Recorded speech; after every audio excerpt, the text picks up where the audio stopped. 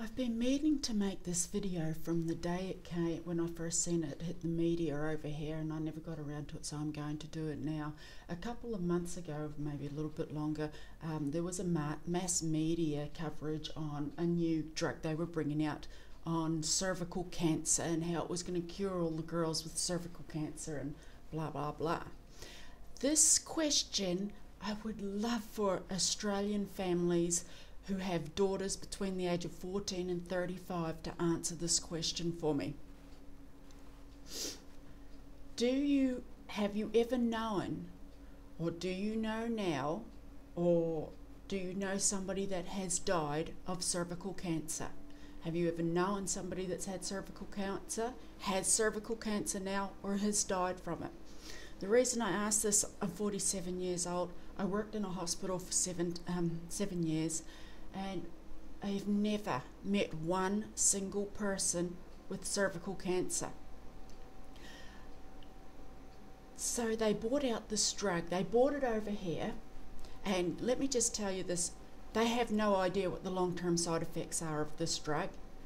They have no idea what the long-term side effects of this drug is. They bought it over here and they did this mass coverage saying that it's going to fix all these girls with cervical cancer. They're not going to get it.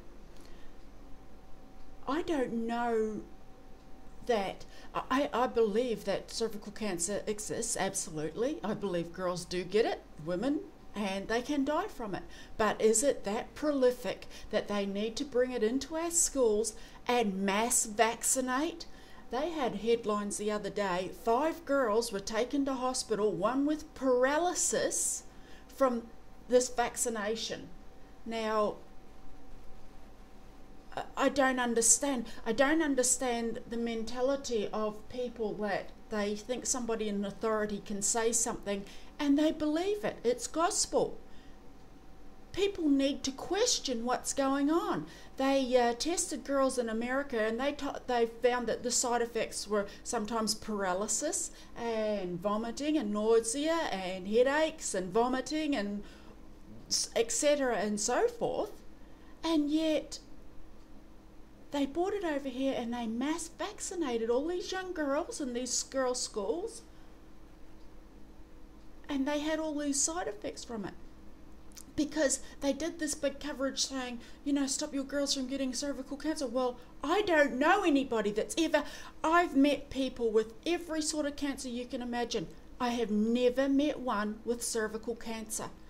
My question is it that it's not that prolific that it needed to come, they needed to bring it over here and test it and use our girls as guinea pigs? And that's a fact. They used our girls as guinea pigs. And then the health minister gets on the radio and TV and he says, oh, it's just to be expected when you mass vaccinate. Bullshit. Bull fucking shit. It infuriates me that they did this, and people were gullible enough to go out and do it. It just, so answer me, do you know anybody with cervical cancer?